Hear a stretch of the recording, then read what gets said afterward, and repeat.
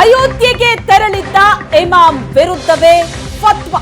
ರಾಮ ಮಂದಿರ ಪ್ರಾಣ ಪ್ರತಿಷ್ಠೆಯಲ್ಲಿ ಭಾಗಿಯಾಗಿದ್ದ ಇಮಾಮ್ ಉಮರ್ ಅಹಮದ್ ಇಲಿಯಾಸಿ ವಿರುದ್ಧ ಮಫ್ತಿ ಕ್ಲಾಸ್ ಸಂಸ್ಥೆಯಿಂದ ಫತ್ವಾ ಹೊರಬಿದ್ದಿದೆ.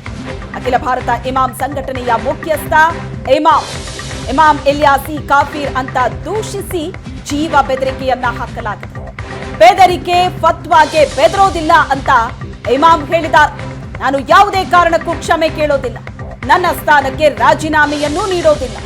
ಅಯೋಧ್ಯೆಗೆ ಹೋಗಿದ್ದಕ್ಕೆ ದ್ವೇಷಿಸೋರು ಪಾಕಿಸ್ತಾನಕ್ಕೆ ಹೋಗ್ಲಿ ಅಂತ ಇಮಾಮ್ ಹೇಳಿಕೆ ಕೊಟ್ಟಿದ್ದಾರೆ.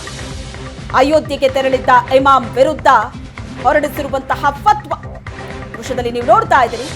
ರಾಮಲಲ್ಲಾ ಪ್ರಾಣ ಪ್ರತಿಷ್ಠಾಪನೆಯ ದಿನ ಭಾಗಿಯಾಗಿದ್ದಂತಹ ಇಮಾಮ್ ವಿರುದ್ಧ ಫತ್ವಾ ಹೊರಡಿಸಲಾಗಿದೆ. ಅದಕ್ಕೆ ಇಮಾಮ್ ಹೇಳಿರುವಂತಹ ಮಾತು, ನಾನು ಯಾವುದೇ ಕಾರಣಕ್ಕೂ ಕ್ಷಮೆ ಕೇಳೋದಿಲ್ಲ, ರಾಜೀನಾಮೆಯನ್ನು ಕೊಡೋದಿಲ್ಲ. ಅಯೋಧ್ಯೆಗೆ ಹೋಗಿದ್ದಕ್ಕೆ ದ್ವೇಷ ಮಾಡೋರು ಪಾಕಿಸ್ತಾನಕ್ಕೆ ಹೋಗ್ಲಿ ಅಂತ ಹೇಳಿದ್ದಾರೆ.